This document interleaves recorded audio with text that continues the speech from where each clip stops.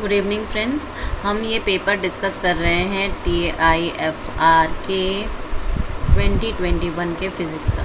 ठीक है, और ये टोटली जो है मेमोरी बेस्ड क्वेश्चंस पर बना हुआ है। So we have not more than 2 or 3 or 5 questions. Okay, so please comment if there is any fault in options or any questions, because we are solved this in memory based only.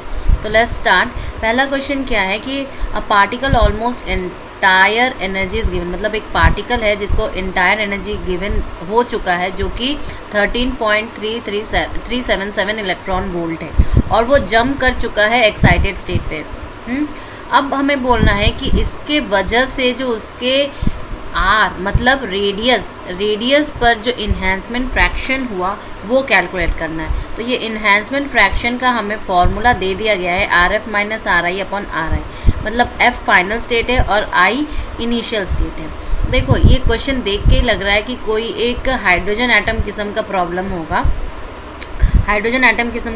होगा, और इसका solution हमें कैसे find करना है। पहले तो हम इज्यूम करेंगे कि सोचिए ये हमारा एक ऑर्बिट है जहाँ पे इलेक्ट्रॉन रिवॉल्व कर रहा है और ये हाइड्रोजन किस्म का है। ठीक है, ये पॉइंट ऑफ ऑब्जर्वेशन। तो एनर्जी जब देंगे तो वो एक्साइटेड स्टेट में गया और जब वो डिकेड हुआ तो यहाँ से वो hν निकाला। ठीक है, सो इस टाइप के क्वेश्चंस को अगर हम अज्यूम कर ले, देखो पहला तो एनर्जी हम जानते हैं जो हाइड्रोजन एटम किस्म की होती है वो -13.6 इंटू n स्क्वायर, मतलब तुम्हारा n के प्रोपोर्शनल इन्वर्सली प्रोपोर्शनल होता है उसके स्क्वायर टर्म के। और अगर हम अज्यूम करें कि E जो है फाइनल माइनस E इनिशियल है हमारा 13.377 इलेक्ट्रॉन वोल्ट, मान लेते हैं कि ये हमारी कंडीशन है जो हमारी दी हुई कंडीशन है। अगर हमें इसको अज्यूम करें कि En लेवल पर क्या होगा, तो देखो ये टोटल अगर हम n स्क्वायर करें, n स्क्वायर मतलब 7 अगर अज्यूम करें 7n की वैल्यू तो क्या हो जाएगी 13.6 divided by 7 to the power square. ठीक है, जो कि हमारी क्या होगी 0.223। ठीक है, ये हमारी 0.223 है। और हम ऑलरेडी ये देख रहे हैं कि अगर हम इस 13.377 को भी 49 से डिवाइड करें जो कि 7 स्क्वायर है EF माइनस EI, तो ये भी हमारी लगभग 0.223 आ रही है। तो हमारा जो एजम्पशन है वो सही है। नेक्स्ट पेज पे इसको देखो कैसे सॉल्व करते हैं। इसको सॉल्व करने का तरीका देखो, Rn हम जानते हैं जब हम बोर फॉर्मुलेशंस पढ़ते हैं हाइड्रोजन एटम के लिए, तो R जो प्रोपोर्शनल होगा n स्क्वायर अपॉन Z के प्रोपोर्शनल है। Z होता है एटॉमिक नंबर और n होते हैं कौन से इस शेल पर हैं। तो इससे हमें क्या मिल रहा है कि RF अपॉन RI जो फाइनल माइनस इनिशियल है, सोचो ये NF स्क्वायर और NI स्क्वायर के हैं क्योंकि ये डायरेक्टली प्रोपोर्शनल है। इसलिए हम क्या देखेंगे,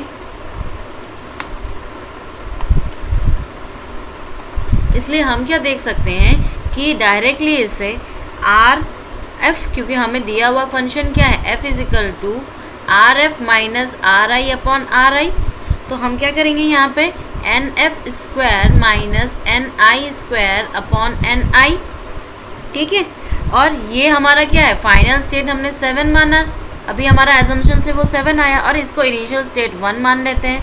तो finally 7 square minus 1 square upon क्या हो जाएगा 1 का स्क्वायर इजिकल टू हमारा 49 माइनस 1 अपॉन क्या हो जाएगा 1, और हम लिख सकते हैं 48। तो फ्रैक्शंस जब परसेंटेज का निकालते हैं तो 0.48 आ जाएगा इसका answer. Okay, so next question की तरफ मूव करते हैं। नेक्स्ट क्वेश्चन में दिया हुआ है क्या, ये एक एरर कैलकुलेशन पर है। ठीक है, देखिए इसका ऑप्शन हमें ऑलरेडी मिला नहीं है, so we can't able to say, but हम एक अंदाज़ा लगा सकते हैं कि दिया क्या है कि रो जो है rho naught e to the power del by t के बराबर है। ठीक है, अब हमें बोला है कि इसका एरर फाइंड आउट करना है, फ्रैक्शंस ऑफ एरर इसका फाइंड आउट करना है।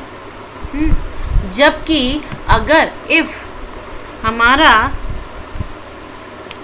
टी अगर 100 केल्विन पर ले तो उसमें हमारा एरर परसेंटेज जो है 3% एरर परसेंट है। व्हेन डेल हमारा 50 है, डेल हमारा जब 50 है तो उसमें जो एरर परसेंटेज है, एरर है वो कितना आ रहा है 2% है।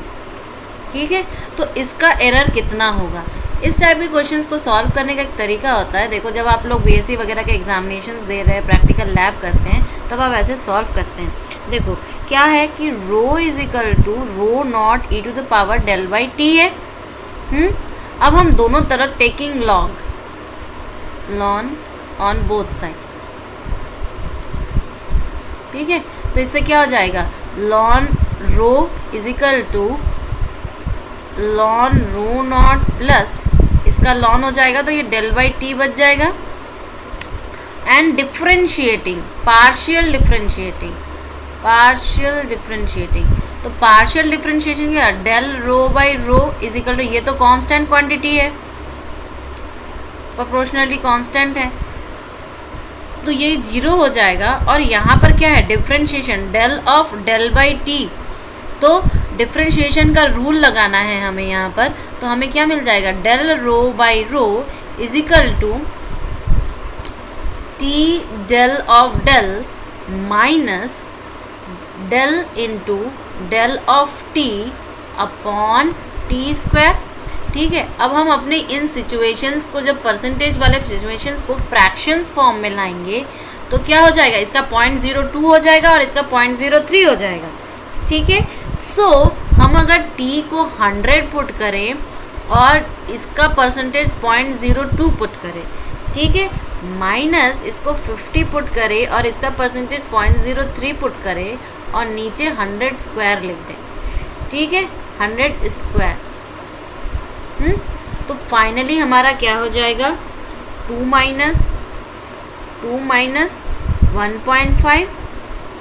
ठीक है, 2 minus 1.5 divided by 10 to the power 4।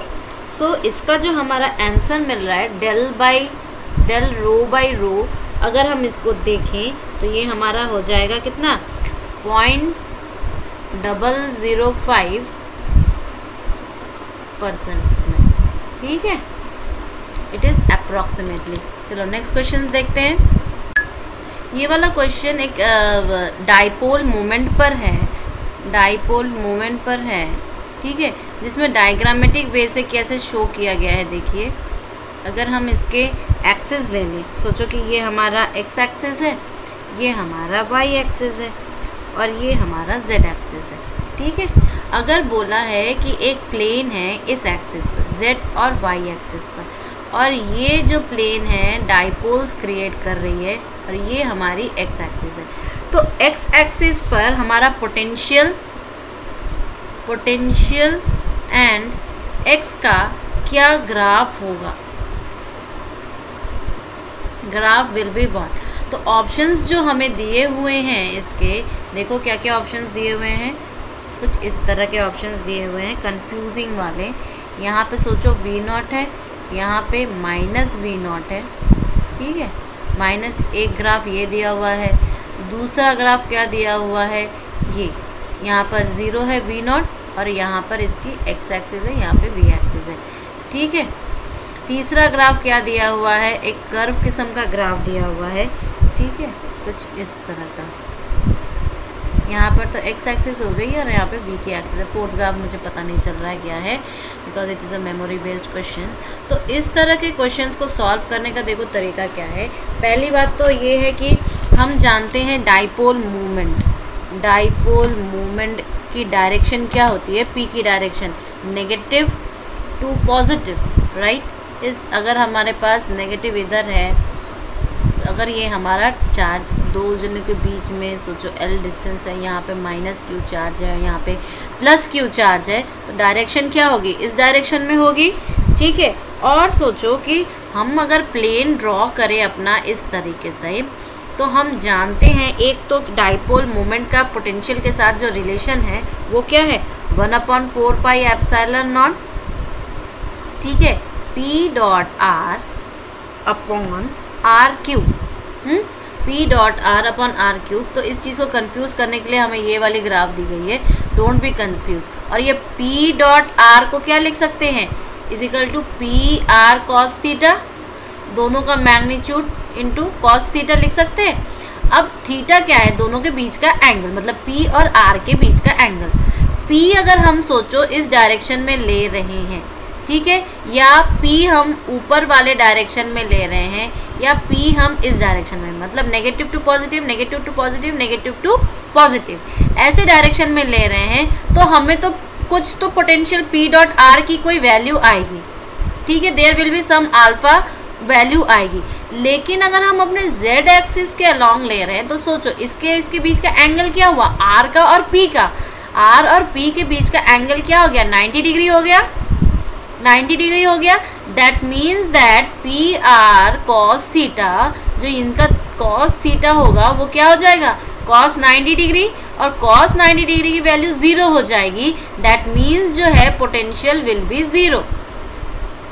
जब पोटेंशियल 0 है तो ये वाली ग्राफ देखो, एक्स एक्सिस के डायरेक्शन में तो कुछ वैल्यू है, पर पोटेंशियल का कोई वैल्यू नहीं है, 0। सो इसका जो आंसर होगा ये सेकेंड ऑप्शन होगा, जिसमें हमारा पोटेंशियल 0 आ रहा है। Okay, come on, move to the next question. Next question जो है हमारा, ये एक डिजिटल इलेक्ट्रॉनिक्स का है, डिजिटल इलेक्ट्रॉनिक्स का है, ठीक है। इसमें क्या दिया है, उसने बोला है कि हमारा जो आउटपुट है y, अगर आउटपुट ले लें और इसकी वैल्यू देखो किसके किसके पर हाई है, इसकी वैल्यू हाई है किस किस पॉइंट पर, 0 0 0 0 1 0 1 0 0 और 0 0 1 पर इसकी वैल्यूज़ हाई है। रेस्ट सारे वैल्यूज़ पर ये क्या है, लो है, ठीक है। ये क्वेश्चन है, तो हमें फाइनली सिंप्लीफाइड फॉर्म निकालना है, सिंप्लीफाइड फॉर्म। देखो इसके तो हमारे पास ऑप्शंस नहीं है, इसलिए हमें जो एक अंदाजन मिलेगा वैसा ही है, बट हम इसका तरीका बोल सकते हैं कि कैसे इस क्वेश्चन को सॉल्व करते हैं। देखो यहाँ पर फर्स्ट ऑफ ऑल 3 वाले हैं, दैट मीन्स 3 बिट का काम कर रहा है ये हमारा। तो अगर हम ABC 3 ले लें, तो इसका ट्रुथ टेबल अगर बनाना चाहें तो क्या हो जाएगा, इसका ट्रुथ टेबल कुछ इस टाइप का हो जाएगा।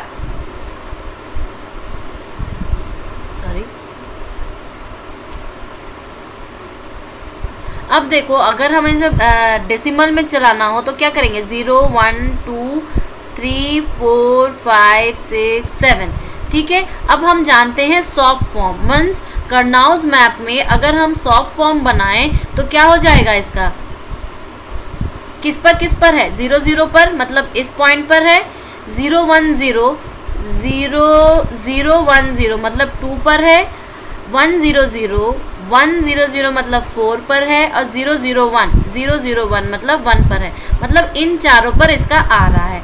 अगर हम इसका कर्नाउज मैप बनाएं, के मैप बनाएं सॉफ्ट फॉर्म में, सम ऑफ प्रोडक्ट फॉर्म में, तो कैसे बनेगा, A और BC बनाते हैं,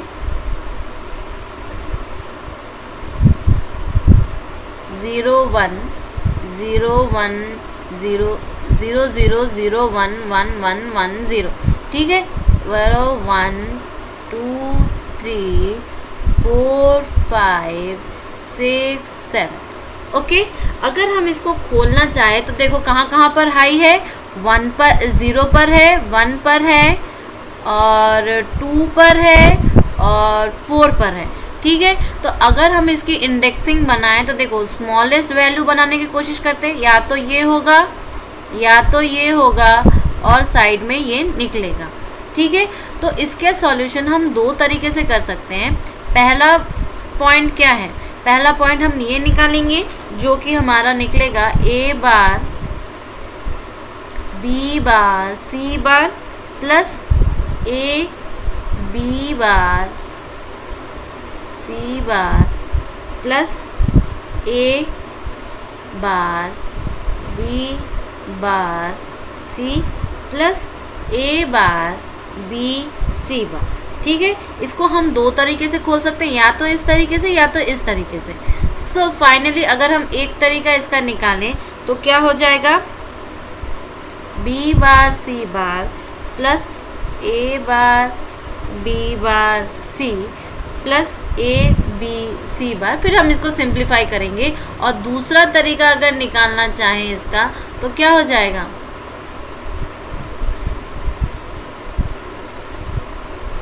ए bar B bar plus A B bar C bar plus A bar B C bar.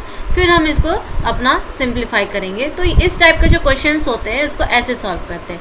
Next question पे मूव करते हैं। देखो ये वाला क्वेश्चन जो है वो किस टाइप का क्वेश्चन है, ये हमारे कोविड-19 पर दिया हुआ है और ये काफ़ी सोचने वाला क्वेश्चन है कि बोला है कि 0.2 फ्रैक्शन जो पॉपुलेशन है वो कोविड-19 से अफेक्टेड है, जिसमें से 0.3% जो है, 0.3 फ्रैक्शन जो है वो कोविड-19 के सिम्टम्स को शो कर रहे हैं। ठीक है, तो हमें बताना है कि कितना फ्रैक्शन शो नहीं कर रहा है, मतलब उनको कोविड-19 तो है पर वो सिम्टम्स को शो नहीं कर रहे हैं। तो इस टाइप के क्वेश्चंस को पता है कैसे सॉल्व करते हैं, पहले हम पॉपुलेशन सोच लेते हैं। पॉपुलेशन टोटल जो है वो हम सोच लेते हैं कि 100% है। ठीक है, अब उस 100% में हमने कितना अफेक्टेड किया, अफेक्टेड पॉपुलेशन ऑफ कोविड-19 क्या है, 0.2 फ्रैक्शन है, तो 100 इंटू 0.2 फ्रैक्शन हो जाएगा, 0.2 फ्रैक्शन। देयरफॉर 100 इंटू उस 100 में से 0.2 है, इसका मतलब क्या, 0.02 इंटू 100। ठीक है, तो इसको हम लोग क्या करेंगे, मल्टीप्लाई कर देंगे तो 20 हो जाएगा। मतलब उन लोगों में से 20 लोगों को ये दिक्कत हो रही है। अब देखो फाइनली क्या बोल रहा है, जिनको दिक्कत है उनमें से 0.3% जो है शो कर रहे हैं। तो अब क्या करेंगे, मतलब शो का परसेंटेज क्या होगा, शोज द कोविड-19 सिम्टम्स। ठीक है, तो क्या हो जाएगा, 0.3 मतलब 20 लोगों में से कितने शो कर रहे हैं, तो ये क्या हो जाएगा, हमारा 6 हो जाएगा। एक तो 6 हुआ, एक 20 हुआ, एक 100 हम लोग ने माना। अब जो शो नहीं कर रहे हैं, दोज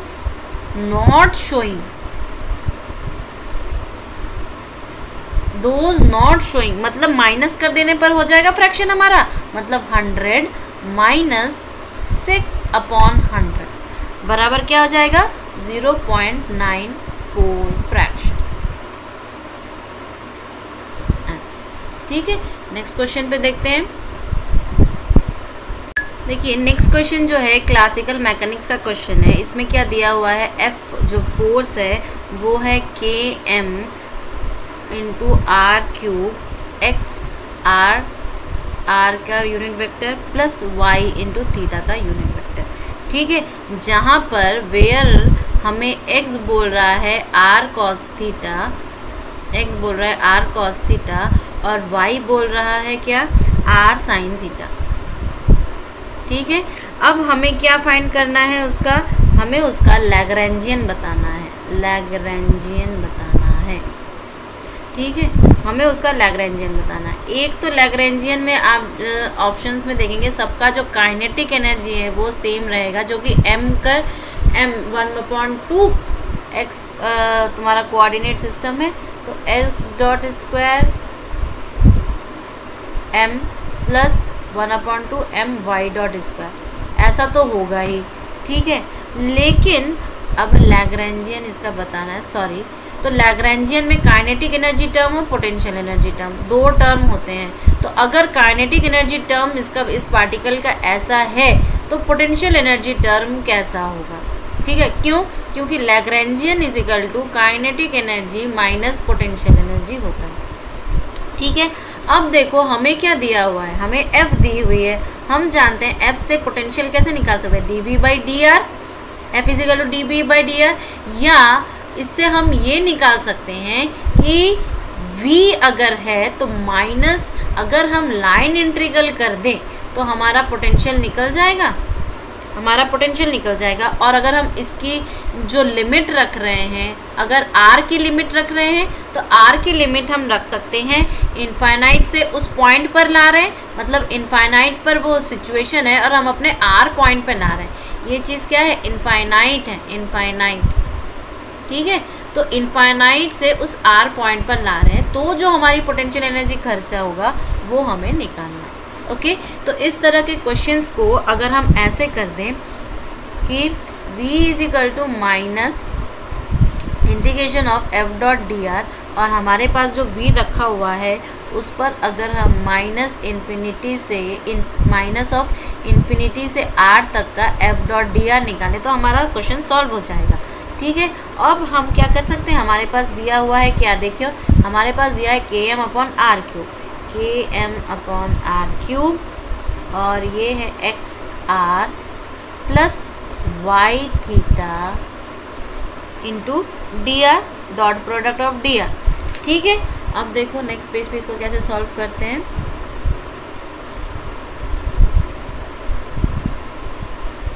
इसको सॉल्व करने का क्या है, पहले तो हम इस अपने x और y को क्या करते हैं, उस पर कन्वर्ट कर लेते हैं।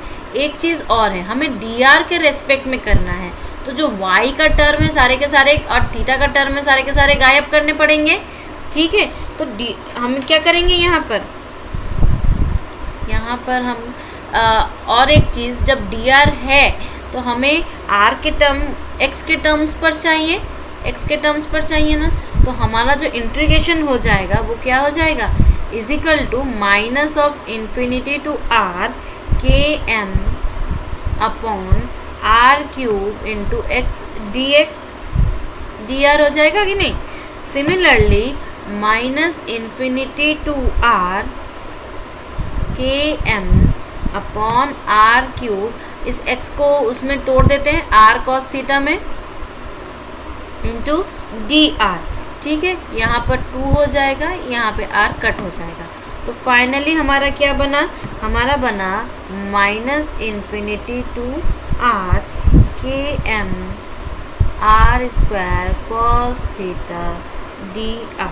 तो cos थीटा यहाँ पर क्या है, कांस्टेंट की तरह काम कर रहा है, तो ये बाहर निकल जाएगा, is equal to minus Km cos theta infinity to r, किसका हो जाएगा 1/r² का dr। तो ये हमारा फाइनली क्या बनेगा, minus 1/r infinity to r, और यहाँ पर Km cos theta minus minus plus हो जाएगा। तो फाइनली जो हमारा आंसर आया Km cos theta upon r, ठीक है। अब x के टर्म में अगर हम लिखना चाहें तो हमारी पोटेंशियल क्या आ जाएगी, x के टर्म में Km upon r into x/r, cos theta को हम चेंज कर देंगे अगर x/r, तो ये हो जाएगा Km x/r², ठीक है। तो अगर हम अपना इस लैग्रेंजियन को फॉर्म करना चाहें तो Lagrangian is equal to t minus v is equal to 1/2m x.² plus y.² minus Km x/r², ठीक है। तो अगर हम इसको थीटा डॉट और r में कन्वर्ट करें तो क्या हो जाएगा 1/2m r² डॉट के साथ plus r² theta dot square minus kx by r², ये हमारा उसका लैग्रेंजियन हो जाएगा। Right now we have just these type of questions. इसके बाद अगर हमें जब उसके पूरे सॉल्यूशन शीट मिल जाएगी, मतलब पूरे क्वेश्चन बैंक्स मिल जाएंगे, तो हम फर्दर इसको सॉल्व करेंगे। Thank you and please subscribe our channel Helix Edu Hub, जो कि फिज़िक्स एनिमेशन के साथ मर्ज हो चुका है। फिज़िक्स एनिमेशन के साथ मर्ज हो चुका है।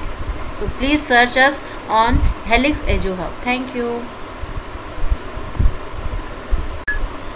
एक क्वेश्चन दिया गया था जो मैथमेटिकल फिजिक्स का था, मैथमेटिक्स का एक्सपोनेंशियल की पावर एक्सपोनेंशियल और उसका इंटीग्रेशन जो कि डेफिनेट इंटीग्रल पर था।